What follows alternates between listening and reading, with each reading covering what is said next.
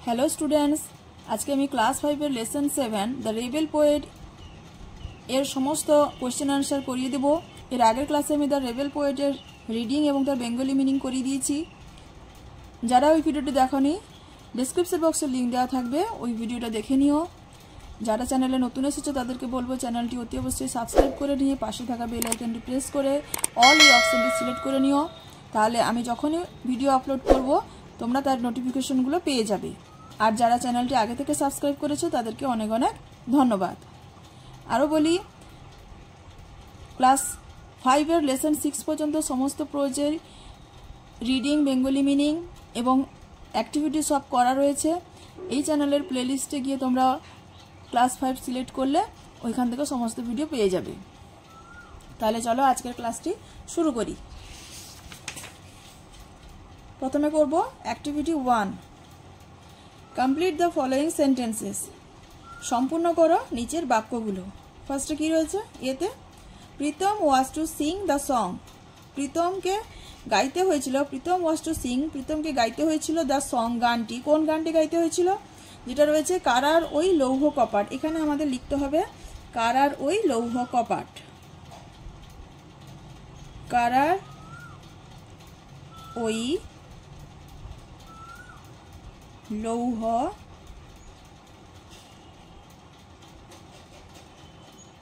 কপাট। কোটেশনের মধ্যে দেবো, যেহেতু একটা গানের নাম ওটা। তাহলে কি লিখলাম? প্রীতম ওয়াজ টু সিং দ্য সং কারার ওই লৌহ কপাট। নেক্সট কি রয়েছে বিতে? Nazrul was born in. Nazrul জন্মগ্রহণ করেছিলেন। ইন, কোথায় জন্মগ্রহণ করেছিলেন? দ্য ভিলেজ অফ চুরুলিয়া, ওইটা লিখতে হবে। Nazrul was born in the village,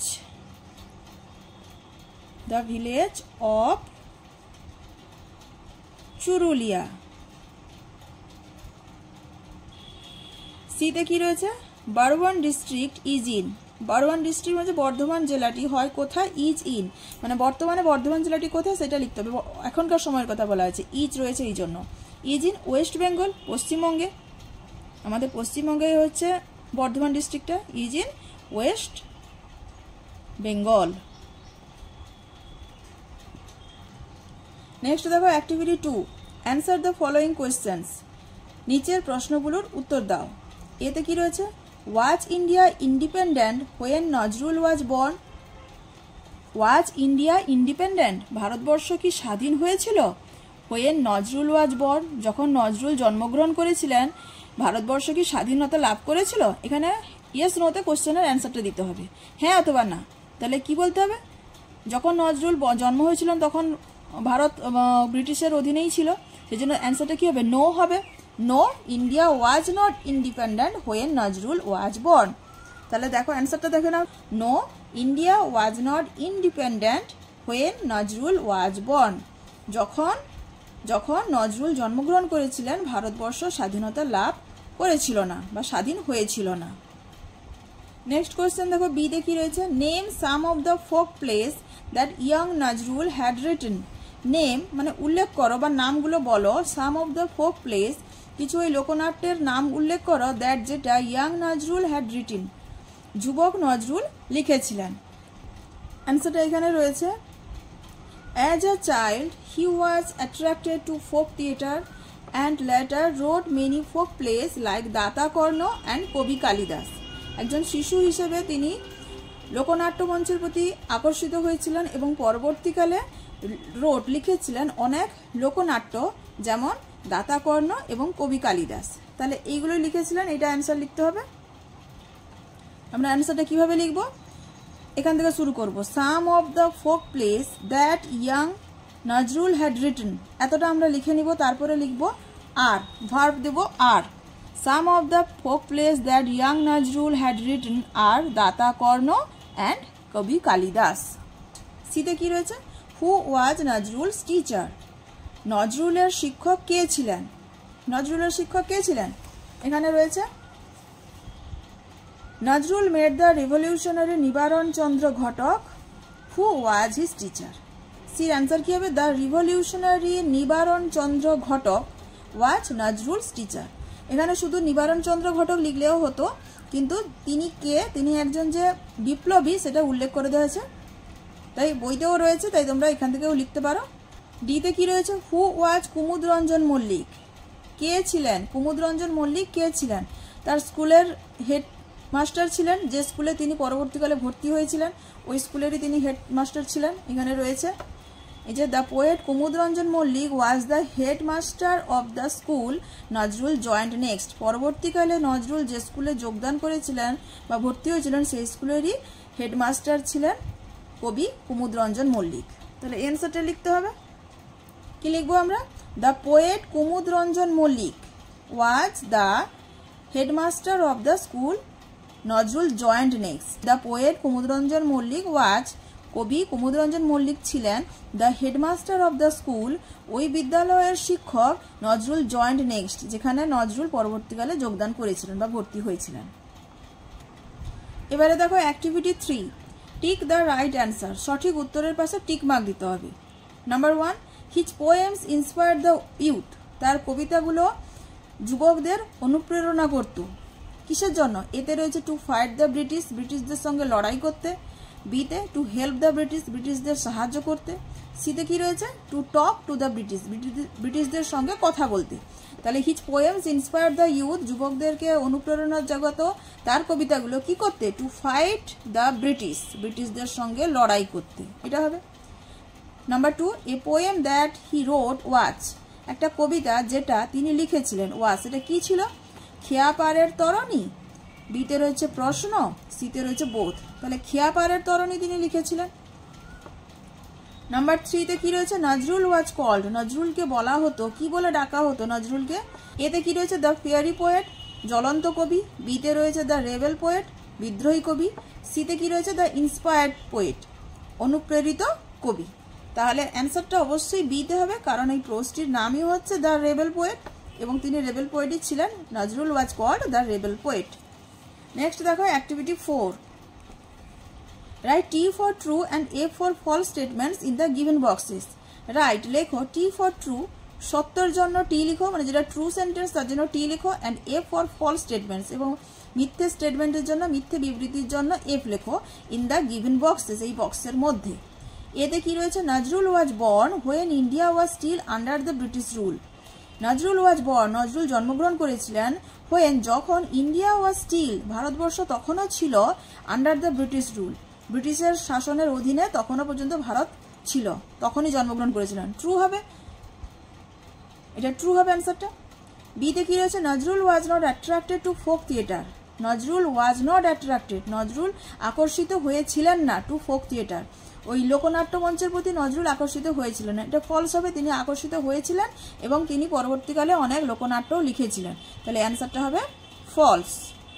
সিতে কি রয়েছে? In school Nazrul made the great poet Kumud Ranjan Mallick. In school, বিদ্যালয়ে বা স্কুলে নজরুল মেড, নজরুলের দেখা হয়েছিল বা নজরুল সাক্ষাৎ করেছিলেন দ্য গ্রেট পোয়েট, মহান কবি কুমুদ রঞ্জন মল্লিকের সঙ্গে স্কুলে নজরুলের দেখা হয়েছিল।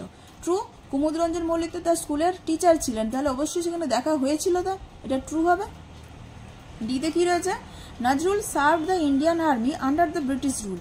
নজরুল কাজ করেছিলেন দ্য ইন্ডিয়ান আর্মি, ভারতীয় সৈন্যদলে তিনি কাজ করেছিলেন, কিভাবে? Under the British rule, British শাসনের অধীনে যে ভারতীয় সৈন্যদল ছিল তাদের হয়ে নজরুল কাজ করেছিলেন। যখন ব্রিটিশরা ভারতবর্ষ শাসন করেছিলেন তখন তো ব্রিটিশের অধীনে সমস্ত কিছু ছিল, এবারে সেনাবাহিনীটা হচ্ছে ভারতের মধ্যে, কিন্তু ভারতীয় দল, কিন্তু ওটা ব্রিটিশের শাসনের মধ্যে, তাই এটা হবে true. Nazrul serve the Indian army under the British rule, British শাসনের অধীনে ভারতীয় সেনাবাহিনীর দলে নজরুল কাজ করেছিলেন বা যোগদান করেছিলেন। নজরুল ফাস্টেড ফর 30 days, নজরুল 30 দিনের জন্য অনশন করেছিলেন, এটা হবে ফলস, কারণ তিনি 30 দিনের জন্য নয়, তিনি মোর দেন 1 month। এখানে অ্যান্সারটা রয়েছে, দেখো দেখিয়ে দিচ্ছি, হি ফাস্টেড for more then a month, 1 মাসেরও বেশি, তাহলে 30 দিনের বেশি এটা, তাহলে 30 দিন তো নয়, তাই অ্যান্সারটা কি হবে? অ্যান্সারটা হবে ফলস। নেক্সট দেখো activity 5, fill in the chart with information from the text. Fill in the chart, এই যে চার্টটা রয়েছে এটাকে ফিল করতে হবে, পূরণ করো, তালিকাটি পূরণ করো with information from the text, text থেকে তথ্য নিয়ে এই তালিকাটি পূরণ করো। এখানে দেওয়া রয়েছে দুটো কলাম, দুটো কলামের একটাতে কি রয়েছে? ইয়ার দেওয়া রয়েছে, সাল দেওয়া রয়েছে, ইভেন্ট, সেই সালে কি ঘটনা ঘটেছিল সেটা দেওয়া রয়েছে। এবারে ধরো প্রথমটায় সাল দেওয়া রয়েছে, তার ঘটনাটা মিসিং আছে, তোমাকে সেটা লিখতে হবে। আবার ইভেন্টের ঘরে কিছুটা ঘটনা দেওয়া রয়েছে, ওই ঘটনাটা কত সালে হয়েছিল সেটা তোমাদের লিখতে হবে, ঠিক আছে? তাহলে দেখে নাও কি লিখেছি। ফার্স্ট রয়েছে কি 1910, 1910 সালে কি ঘটনা ঘটেছিল? Nazrul made the revolutionary Nibaran Chandra ঘটক। নজরুলে দেখা হয়েছিল বিপ্লবী নিবারণ চন্দ্র ঘটকের সঙ্গে তার দেখা হয়েছিল। এবারে দ্য রেজিমেন্ট ওয়াজ ডিসব্যান্ডেড, ওই রেজিমেন্ট সেনাবাহিনীর দলটাকে ভেঙে দেওয়া হয়েছিল কত সালে? 1920, 1920 সালে। তারপরে কি রয়েছে? 1922 সালে কি ঘটেছিল? নজরুল স্টার্টেড আ ম্যাগাজিন ধূমকেতু। নজরুল শুরু করেছিলেন একটা পত্রিকা যেটার নাম ছিল ধূমকেতু, এটাকে শুরু করেছিলেন। তারপরে কি রয়েছে? নজরুল ওয়াজ রিলিজ ফ্রম জেল, নজরুলকে জেল থেকে মুক্ত করে দেওয়া হয়েছিল কত সালে? 1923, 1923 সালে। নেক্সট দেখো activity 6, answer the following questions, নিচের প্রশ্নগুলোর উত্তর দাও। এতে কি রয়েছে? Who inspired Nazrul to write poems, কে অনুপ্রেরিত করেছিলেন নজরুলকে কবিতা লেখার জন্য? কবি কাজী নজরুল ইসলামকে কবিতা লেখার জন্য ছোটবেলায় অনুপ্রেরণা করেছিলেন কারা? এখানে অ্যান্সারটা কি হবে? Kumudranjan Mallick, Rabindranath Tagore, Hafez and Khayyam inspired Nazrul to write poems. এখানে হুর জায়গায় এই নামগুলো আগে লিখে দিতে হবে। প্রথমে হচ্ছে তার স্কুলের যে টিচার ছিলেন কুমুদরঞ্জন মল্লিক, তিনি তাকে ইন্সপায়ার করেছিলেন। তাছাড়াও রবীন্দ্রনাথ ঠাকুর এবং হাফেজ এবং খৈয়াম তাকে অনুপ্রেরিত করেছিলেন, এটা পরে লেখা রয়েছে। তাহলে প্রথমে নামটা হচ্ছে কুমুদরঞ্জন মল্লিক, কমা দিয়ে রবীন্দ্রনাথ টেগোর, তারপরে হচ্ছে হাফেজ অ্যান্ড খৈয়াম ইন্সপায়ার্ড অনুপ্রেরিত করেছিলেন নজরুলকে টু রাইট পোয়েমস, কবিতা লেখার জন্য। তাহলে হুর জায়গায় নামগুলো লিখে বাকিটা লিখবো inspired Nazrul to write poems. Next question দেখো, বিতে কি রয়েছে? Why did Nazrul have to leave the army, কেন নজরুলকে ওই সেনাবাহিনীর দল ছেড়ে দিতে হয়েছিল? কারণ ওই দলটা তো নষ্ট করে দেওয়া হয়েছিল, ডিসব্যান্ডেড করে দিয়েছিল, সেই জন্যই তাকে দলটা ছেড়ে দিতে হয়েছিল। ওইটা অ্যান্সার হবে। এই যে দেখো অ্যান্সারটা কি হবে? Nazrul had to leave the army, এখানে অ্যান্সারটা এইভাবে শুরু হবে, নজরুল হ্যাড টু, এখানে ডিড রয়েছে পাস্ট ফর্মে, তাই এখানে এটা হ্যাভটা পাস্ট ফর্মে চলে যাবে। কোয়েশ্চেন করার সময় ডু, এইটা অক্সিলারি ভার্বটা ডিড রয়েছে, পাস্ট টেন্সে রয়েছে, তাই অ্যান্সার যখন লিখবো আমরা, তাই এই মেন ভার্ব যেটা থাকবে সেটা হয়ে যাবে পাস্ট টেন্সে। Nazrul had to leave the army, এভাবে লিখে তারপরে হোয়াই বলেছে কারণ, তাই বিকজ লিখতে হবে। তাহলে কি বলছে? Nazrul had to leave the army because, কারণ after the first world War, প্রথম বিশ্বযুদ্ধ হওয়ার পরে, দ্য রেজিমেন্ট ওয়াজ ডিসব্যান্ডেড, তাহলে প্রথম বিশ্বযুদ্ধ হওয়ার পরে ওই রেজিমেন্ট, ওই সৈন্য দলটাকে ভেঙে দেওয়া হয়েছিল, এটাই কারণ ছিল, তাই তিনি দলটা ছেড়ে দিয়েছিলেন। নেক্সট কোয়েশ্চেন দেখো, সিতে কি রয়েছে? In which magazine was the poem Anandamayeer Agamani published, কোন পত্রিকাতে ওই যে কবিতা ছিল আনন্দময়ীর আগমনী, এই কবিতাটা কোন পত্রিকাতে প্রকাশিত করা হয়েছিল? ধূমকেতু নামে যে ম্যাগাজিনটা ছিল সেটাতেই এটা প্রকাশিত হয়েছিল। তাহলে আমরা অ্যান্সারটা কি লিখবো? দ্য পোয়েম, এখান থেকে শুরু হবে, the poem Anandamayeer Agamani was published, প্রকাশিত করা হয়েছিল কোথায়? ইন ধূমকেতু ম্যাগাজিন, ধূমকেতু পত্রিকাতে। The poem Anandamayeer Agamani was published in ধূমকেতু ম্যাগাজিন। ডিতে কি রয়েছে? Why did Nazrul start fasting, কেন নজরুল অনশন করা শুরু করেছিলেন? কারণ নজরুলের এটাই ছিল পদ্ধতি, এটাই পথ ছিল ব্রিটিশদের অত্যাচারের বিরুদ্ধে প্রোটেস্ট করার যে একটা পথ তিনি বেঁচেছিলেন, ওই শান্তভাবে তিনি সবকিছু প্রতিবাদ করছিলেন, এটাই ছিল ফাস্টিং করাটা, ছিল তার একটা পদ্ধতি ব্রিটিশদের অত্যাচারের বিরুদ্ধে সোচ্চার হওয়া। কি হবে অ্যান্সারটা? নজরুল স্টার্টেড ফাস্টিং, এখানে রয়েছে why did Nazrul start fasting, তাহলে নজরুল স্টার্টেড হবে, এখানে ডিড পাস্ট টেন্সে রয়েছে, তাই স্টার্ট পাস্ট টেন্সে হয়ে যাবে। নজরুল স্টার্টেড ফাস্টিং, অনশন শুরু করেছিলেন, নজরুল স্টার্টেড ফাস্টিং, নজরুল শুরু করেছিলেন অনশন করা, টু শো, দেখাতে, হিজ প্রোটেস্ট, তার বিরোধিতা দেখাতে, against the torture of the British, ব্রিটিশদের বিরুদ্ধে, তার ব্রিটিশদের অত্যাচারের বিরুদ্ধে তার প্রতিবাদ দেখানোর জন্য তিনি অনশন করা শুরু করেছিলেন। নেক্সট দেখো, এখানে একটু গ্রামারের সম্বন্ধে রয়েছে, লেটস লার্ন, চলো শিখি। Let's look at the sentences, এই নিচের বাক্যগুলোর দিকে তাকাও। এতে কি রয়েছে? After the first world war the regiment was disbanded in 1920, প্রথম বিশ্বযুদ্ধের পরে দ্য রেজিমেন্ট ওয়াজ ডিসব্যান্ডেড, সৈন্য দলটাকে নষ্ট করে দেওয়া হয়েছিল 1920 সালে। তাহলে তারপরে বলছে কি বিতে, he inspire the Indian youth, তিনি ভারতীয় যুবকদের অনুপ্রেরিত করেছিলেন to boldly fight for freedom, স্বাধীনতার জন্য সাহসিকতার সহিত লড়াই করার জন্য অনুপ্রেরিত করেছিলেন। সিতে কি রয়েছে, দেয়ার হি বিগ্যান ফাস্টিং, সেখানে তিনি অনশন করা শুরু করলেন। এখানে তিনটে ওয়ার্ডে ব্লু কালারে দেওয়া রয়েছে, ঠিক আছে। আফটার, বোল্ডলি, দেয়ার, এই ওয়ার্ডগুলোর সম্বন্ধে কি বলছে এখানে দেখো। In sentence A, the word after tells us about the time of action. A দাগের যে বাক্যটি রয়েছে সেখানে আফটার এই শব্দটা কি বলছে, টেলস আস, আমাদের বলে, অ্যাবাউট কি সম্বন্ধে, দ্য টাইম অফ অ্যাকশন, এটা একটা কাজের সময়ের কথা বলছে। আফটার মানে পরে, পরে বলতে কি সময়ের ক্ষেত্রে, এখন না পরে, ওটা সময়কেই বোঝাচ্ছে। তো টাইম অফ অ্যাকশন কাজের সময়কে বোঝাচ্ছে। This is an example of adverb of time, এটা হয় কিসের উদাহরণ, অ্যাডভার্ব অফ টাইমের উদাহরণ, ঠিক আছে। তাহলে টাইম মানে সময় বোঝাচ্ছে। ইন দ্য সেন্টেন্স বি দাগের বাক্যতে the word boldly tells us, এই যে বোল্ডলি কথাটা আমাদেরকে কি বলছে বি দাগের বাক্যটা, about the manner of action, কিভাবে বোল্ডলি বলতে হচ্ছে সাহসিকতার সহিত। তিনি যুবকদেরকে, ভারতীয় যুবকদেরকে অনুপ্রেরিত করেছিলেন কিভাবে, to boldly fight for freedom, স্বাধীনতার জন্য সাহসের সহিত লড়াই করতে। তাহলে বোল্ডলি সাহস, তাহলে এটা একটা ম্যানার, স্বভাবের মধ্যে পড়ছে, সাহসিকতার সাথে। About the manner of action, manner মানে হচ্ছে স্বভাব, স্বভাব কাজের একটা স্বভাবকে বোঝাচ্ছে, ম্যানার বোঝাচ্ছে।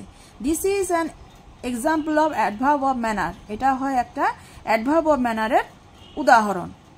ইন দ্য সেন্টেন্স সি দাগের বাক্যতে দ্য ওয়ার্ড দেয়ার, দেয়ার এই শব্দটা টেলস আস, আমাদের বলে, about the place of action. There মানে সেখানে, তাহলে একটা জায়গা বোঝাচ্ছে, কোথায়, সেখানে না এখানে না কোথাও একটা প্লেস বোঝাচ্ছে, তাহলে এটা জায়গাকে উল্লেখ করছে। This is an example of adverb of place, এটা হয় একটা উদাহরণ কিসের, অ্যাডভার্ব অফ প্লেসের, মানে স্থানের সম্বন্ধে বলছে, তাই এটা হচ্ছে অ্যাডভার্ব অফ প্লেসের এক্সাম্পল। এবারে বলছি কি লেটস ডু, চলো করি। অ্যাক্টিভিটি 7A কি রয়েছে, underline the adverbs in the following sentences, নিচের বাক্যগুলোতে অ্যাডভার্ব কোনগুলো সেগুলোতে আন্ডারলাইন করো।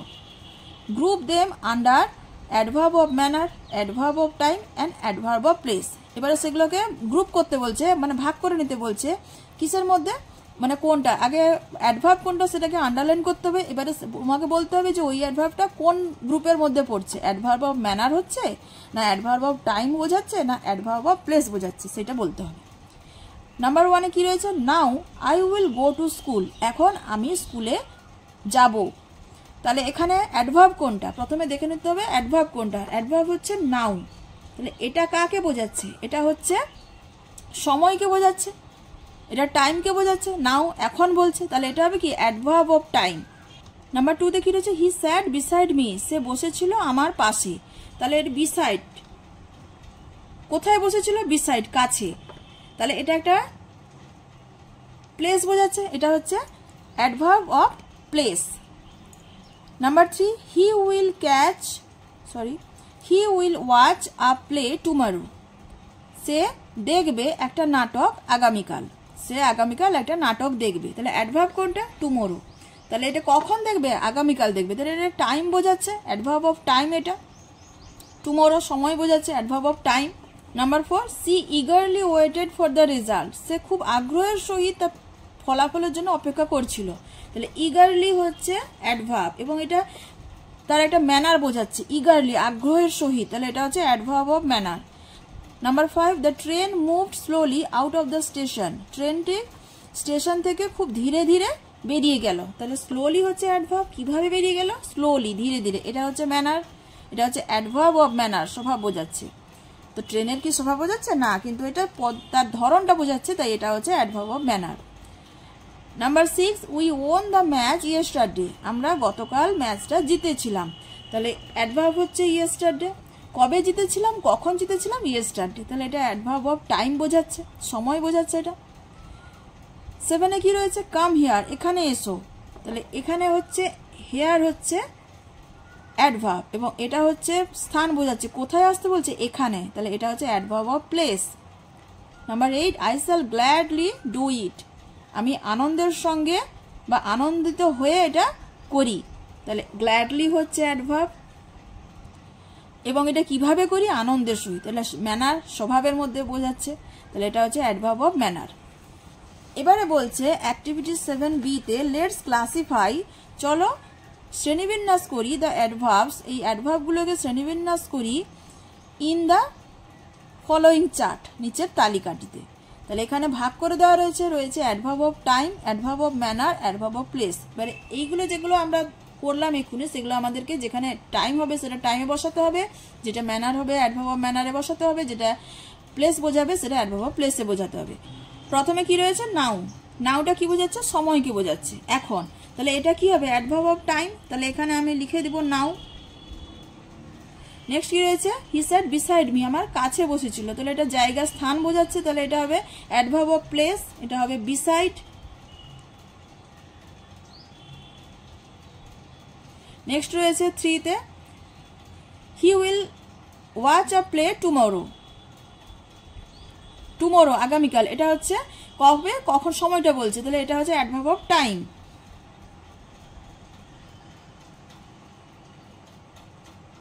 Adverb of tomorrow. নেক্সট 4 এ কি রয়েছে, she eagerly waited for the result, খুব আগ্রহের সহিত অপেক্ষা করছিল, ইগারলি, এটা ম্যানার বোঝাচ্ছে, তাহলে এটা হবে নাম্বার 4 এ হবে অ্যাডভার্ব অফ ম্যানার। আমি ফাঁকা ফাঁকা করে লিখলাম। Number 5, the train moved slowly, ধীরে ধীরে, তাহলে এটা হচ্ছে কি, এটা হচ্ছে adverb of manner, slowly.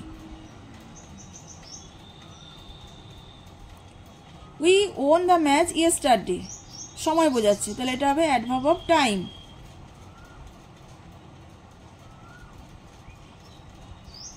Yesterday. Number 7, come here, place বোঝাচ্ছে, adverb of place. 8, number 8, I shall gladly do it, gladly আনন্দের সহিত, তাহলে এটা হচ্ছে ম্যানার বোঝাচ্ছে, adverb of manner, sorry gladly. Let's learn, চলো শিখি, let's learn the use of the coloured words, চলো শিখি দ্য ইউজ, ব্যবহার, ব্যবহার শিখি কিসের, অফ দ্য কালার্ড ওয়ার্ডস, এই রঙিন শব্দগুলোর ব্যবহার আমরা শিখি, মানে কিভাবে ওটা ব্যবহার করতে হয় সেন্টেন্সের মধ্যে, চলো সেটা শিখি। এতে কি রয়েছে, in fact he also started writing poems and songs to voice his protest, in fact এমনকি সে আরও শুরু করেছিল কবিতা এবং গান লেখা, কিসের জন্য, তার প্রতিবাদটাকে স্বর দেওয়ার জন্য বা প্রতিবাদকে কথা দেওয়ার জন্য তিনি কবিতা এবং গান লেখা শুরু করেছিলেন, ইনফ্যাক্ট এমনকি। বিতে রয়েছে দেন, তারপরে লেটস হিয়ার ইউ সিং, দেন তাহলে চলো আমরা তোমাদের, চলো একসঙ্গে তোমার গান শুনি, তাহলে ইনফ্যাক্ট এবং দেন এটা বোল্ড লেটারে দেওয়া রয়েছে। ইন দিস সেন্টেন্সেস, এই বাক্যগুলোতে the coloured words link the sentence, এই যে রঙিন শব্দগুলো রয়েছে এটা লিঙ্ক করছে, লিঙ্ক কথার মধ্যে যোগ করা, যোগ করছে দ্য সেন্টেন্স, বাক্যকে, টু দ্য প্রিভিয়াস ওয়ান্স, আগের বাক্যের সঙ্গে এই শব্দটা যোগ করছে। In fact he also started writing poems and songs to voice his protest, এই ইনফ্যাক্ট কথাটা আগে যে সেন্টেন্সটা ছিল টেক্সট পড়ার মধ্যে, তার সঙ্গে এই ইনফ্যাক্ট কথাটা লিঙ্ক রয়েছে, যে কোন সময় ইনফ্যাক্ট এমন কি, তাহলে কোন ক্ষেত্রে রয়েছে সেটার সঙ্গে যোগ করছে। দেন তারপরে, তাহলে এর আগে কিছু একটা ঘটেছে টেক্সটের মধ্যেই তোমরা পড়েছ, তারপরে সেই জন্য দেন কথাটা লেখা হয়েছে, তাহলে এই শব্দগুলো দুটো সেন্টেন্সকে লিঙ্ক করছে। Previous words in the passage, প্যাসেজের মধ্যে, সাচ ওয়ার্ডস আর লিঙ্কার্স, এই ধরনের শব্দগুলোকে বলা হয় লিঙ্কার্স, সংযোজক শব্দ। They link one idea to the other, তারা যোগ করে একটা ধারণার সঙ্গে আর একটা ধারণাকে, বা একটা কথার সঙ্গে আর একটা কথাকে লিঙ্ক করছে। এবারে বলছে লেটস ডু, চলো করি, activity 8, let's learn how to paint pots, চলো শিখি কিভাবে একটা পাত্রকে রং করা হয়, ঠিক আছে। নাম্বার 1 এ কি হয়েছে, এ পট ইজ বট, একটা পাত্রকে কেনা হলো। Number 2, it is washed with water, এটাকে জল দিয়ে ধোয়া হলো। Number 3, it is dried in the sun, জল দিয়ে ধোয়ার পরে সেটাকে রোদে শুকনো করা হলো। ইট ইজ পেইন্টেড, তারপরে এটাকে রং করা হলো। Number 5, polish is applied to make the surface shiny, এবারে পলিশ দেওয়া হলো, তার উপরে অ্যাপ্লাইড প্রয়োগ করা হলো, টু মেক তৈরি করতে, দ্য সারফেস শাইনি, মানে পটের যে উপরিতলটা রয়েছে সেটাকে সারফেস বলছে, সেই উপরিভাগটাকে চকচকে করার জন্য পলিশ অ্যাপ্লাই করা হলো। নাও এখন add linkers to show the process of painting pots, এখন কি বলছে, অ্যাড লিঙ্কার্স, এই লিঙ্কারগুলোকে যোগ করো, টু শো দেখাতে, the process of painting pots, কিভাবে পটকে পেইন্ট করা হয় সেই প্রসেসটা বোঝানোর জন্য, দেখানোর জন্য এই লিঙ্কারগুলো ইউজ করো। You may use the following linkers, তুমি ব্যবহার করতে পারো নিচের লিঙ্কার্সগুলো। এখানে নিচে লিঙ্কার্স দেওয়া রয়েছে একটা বক্সের মধ্যে, এই লিঙ্কারগুলোকে ইউজ করে এখানে একটা লিখতে হবে। কি বলছে লিঙ্কার্সগুলো কি কি রয়েছে? অ্যাট ফার্স্ট প্রথমে, দেন তারপরে, অ্যাট লাস্ট সবশেষে, নেক্সট পরে, দেয়ার আফটার মানেও তারপরে। তাহলে অ্যাট ফার্স্ট কথাটা সবসময় যে কোনো জিনিস তৈরির করার ক্ষেত্রে প্রথমে বসে, অ্যাট ফার্স্ট সর্বপ্রথম। অ্যাট লাস্ট কথাটা একদম শেষে বসবে, তাহলে অ্যাট লাস্ট কথার মানে হচ্ছে অবশেষে, আর অ্যাট ফার্স্ট কথার মানে হচ্ছে সর্বপ্রথম। তাহলে অ্যাট ফার্স্ট একদম প্রথমে বসবে, আর অ্যাট লাস্ট একদম শেষে বসবে। মাঝে যে সেন্টেন্সগুলো থাকবে তার মধ্যে তোমরা দেন, কখনো নেক্সট, কখনো দেয়ার আফটার এটা বসাতে পারো। তাহলে এখানে এইভাবে তৈরি হবে। চলো দেখে নাও কি লিখেছি। At first a pot is bought, সর্বপ্রথম একটা পট কেনা হলো। যে সেন্টেন্সগুলো বইতে দেওয়া রয়েছে সেইগুলোই এখানে দেওয়া রয়েছে, শুধু ওই লিঙ্কারগুলো ফার্স্টে যোগ করে দেওয়া হয়েছে। অ্যাট ফার্স্ট বলে দেওয়া হয়েছে, তারপরে আছে এ পট ইজ বট। এবারে ফার্স্ট লেটার যেটা এটা ক্যাপিটাল ছিল সেটা কিন্তু স্মল হয়ে যাবে, যেহেতু সেন্টেন্সের ফার্স্টে অ্যাট ফার্স্ট কথাটা বসে যাচ্ছে। দেন তারপরে it is washed with water, এটা জল দিয়ে ধোয়া হয়। নেক্সট পরে it is dried in the sun, এটাকে রোদে শুকনো করা হয়। দেয়ার আফটার তারপরে ইট ইজ পেন্টেড, এটাকে রং করা হয়। অ্যাট লাস্ট অবশেষে polish is applied to make the surface shiny, পলিশকে প্রয়োগ করা হয় ওই উপরিতলটাকে চকচকে করার জন্য। নেক্সট দেখো activity 9, right 8 sentences about the childhood of Rabindranath Tagore. লেখো 8টি বাক্য লেখো about the childhood of Rabindranath Tagore, Rabindranath ঠাকুরের বাল্যকাল সম্বন্ধে 8টি বাক্য লেখো। হেয়ার আর সাম পয়েন্টস, এখানে কিছু পয়েন্ট দেওয়া রয়েছে। পয়েন্টগুলো কি কি রয়েছে? বর্ন অন 8th মে 1861, 1861 সালের 8ই মে তিনি জন্মগ্রহণ করেছিলেন। Did not enjoy formal schooling, স্বাভাবিক যে বিদ্যালয়ের পঠন পাঠন হয় সেটা তিনি উপভোগ করতেন না, তার সেটা ভালো লাগতো না। নেক্সট পয়েন্ট কি রয়েছে? ওয়াজ টট অ্যাট হোম, সেই জন্য তাকে বাড়িতেই শিক্ষা দেওয়া হয়েছিল, তিনি বাড়িতেই পড়াশোনা করেছিলেন। Mathematics teacher was Aghor Babu, তার যে অঙ্কের টিচার ছিলেন তার নাম ছিল কি? Aghor Babu. Use to play in the veranda, use to play খেলতেন, ইন দ্য বারান্দা, বারান্দাতেই তিনি খেলতেন। Role playing as a teacher, কিভাবে কিরকম খেলতেন? তিনি রোল প্লে করতেন, মানে নিজে অভিনয় করতেন অ্যাজ এ টিচার, একজন শিক্ষক, নিজেকে একজন শিক্ষক হিসেবে তৈরি করে নিজে খেলতেন। Taught the railing bars as if they were students, যে বারান্দায় যে রেলিং বারগুলো রয়েছে সেগুলোকে শিখাতেন, পড়াতেন কিভাবে? অ্যাজ যেন ইফ দে ওয়ার স্টুডেন্টস, তারা যেন তার স্টুডেন্ট, ছাত্র, এবং তিনি নিজে হচ্ছেন একজন শিক্ষক, এইভাবে তিনি খেলা করতেন। কনক্লুশন মানে সমাপ্তি, উপসংহার তোমাকে কিছুটা লিখতে হবে। এবারে দেখো কি লিখবে। প্রথমে টাইটেলটা কি দেবো? Childhood of Rabindranath Tagore, Rabindranath ঠাকুরের বাল্যকাল। কি লিখবো? Rabindranath Tagore was born on 8th May in 1861, Rabindranath Thakur জন্মগ্রহণ করেছিলেন 1861 সালের 8ই মে। হি ডিড নট এনজয়, তিনি আনন্দ পেতেন না বা তিনি উপভোগ করতেন না। ফর্মাল স্কুলিং, স্বাভাবিক বিদ্যালয়ে গিয়ে যে পড়াশোনা করা হয় সেটা তিনি উপভোগ করতেন না। স্বাভাবিক পড়াশোনা বলতে সমস্ত বাচ্চারা স্কুলে গিয়ে বিদ্যালয়ে গিয়ে পড়াশোনা করে, কিন্তু তিনি ওইটা পছন্দ করতেন না, তার ভালো লাগতো না। হি ওয়াজ টট অ্যাট হোম, হি ওয়াজ টট, তাকে শেখানো হয়েছিল বা তাকে পড়ানো হয়েছিল কোথায়? অ্যাট হোম, বাড়িতে, তিনি তাহলে বাড়িতে থেকেই পড়াশোনা করেছিলেন। His mathematics teacher was Aghor Babu, তার অঙ্কের শিক্ষক ছিলেন Aghor Babu. He use to play in veranda, তিনি বারান্দাতেই খেলাধুলা করতেন। There he use to play the role of a teacher, সেখানে তিনি একজন শিক্ষকের ভূমিকা পালন করতেন। অ্যান্ড এবং টট দ্য রেলিং বার্স, এবং শিখাতেন ওই রেলিং বারগুলোকে, বারান্দায় যে রেলিং বারগুলো থাকতো সেগুলোকে শিখাতেন বা পড়াতেন। অ্যাজ যেন, অ্যাজ ইফ যেন দে ওয়ার হি স্টুডেন্টস, তারা তার ছাত্রছাত্রী। দে মানে হচ্ছে এই রেলিং বার্সগুলো, হি স্টুডেন্টস, তার ছাত্রছাত্রী হচ্ছে ওই রেলিং বার্সগুলো, এইভাবে তিনি খেলা করতেন। হি ওয়াজ আ ভার্সেটাইল জিনিয়াস, যেখানে কনক্লুশন রয়েছে, কনক্লুশনের ক্ষেত্রে আমরা এটা লিখেছি হি ওয়াজ আ ভার্সেটাইল জিনিয়াস, তিনি ছিলেন একজন বহুমুখী জ্ঞানী, তার মধ্যে অনেক রকমের প্রতিভা ছিল, তাই বলা হয়েছে he was a versatile genius. He was a poet, কি কি তার ভার্সেটাইল বহুমুখী প্রতিভাগুলো কি কি ছিল? হি ওয়াজ আ পোয়েট, তিনি একজন কবি ছিলেন। আর স্টোরি রাইটার, একজন গল্প লেখক ছিলেন। আর ড্রামাটিস্ট, একজন নাট্যকার ছিলেন। আর নভেলিস্ট, একজন ঔপন্যাসিক ছিলেন, উপন্যাস লিখতেন। আর ক্রিটিক, একজন সমালোচক ছিলেন। অ্যান্ড অলসো অ্যান এসেইস্ট, এবং একজন প্রবন্ধকারও ছিলেন। আজকের ক্লাসটি এই পর্যন্ত। আজকের এই অ্যাক্টিভিটিগুলো আশা করি তোমাদের বুঝতে কোনো অসুবিধা হয়নি। যদি কোনো অসুবিধা হয়ে থাকে তাহলে তোমরা অতি অবশ্যই একটা কমেন্ট করো, আমি ওগুলো সলভ করে দেবো। আর যদি ভিডিওটি ভালো লেগে থাকে তাহলে অতি অবশ্যই একটা লাইক করে দিও এবং বন্ধুদের সঙ্গে শেয়ার করো।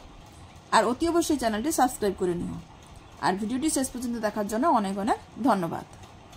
দেখা হচ্ছে পরের ভিডিওতে।